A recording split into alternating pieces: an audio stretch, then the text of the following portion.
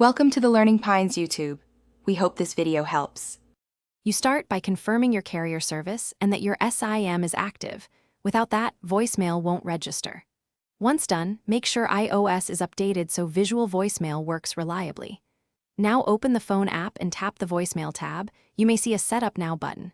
Tap it, create a secure voicemail password when prompted, and follow the carrier prompts. This initializes visual voicemail and links your number to the mailbox. Now you configure how callers hear you. Tap Greeting and choose Default if you want the carrier tone, or Custom to record your own message. When recording, speak clearly and keep it concise. Preview it and re-record if it sounds off. Make sure your voicemail password is memorable but not trivial, and enter it when prompted so you can access messages remotely.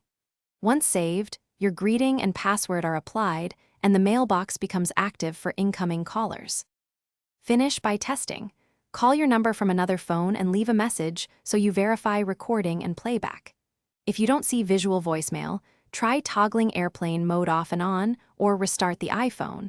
These reset network connections and often fix registration glitches. Make sure visual voicemail is enabled in Settings phone. If problems persist, contact your carrier to confirm voicemail service is provisioned, because sometimes activation must be completed on their side. Thanks for watching. Consider subscribing if we helped you.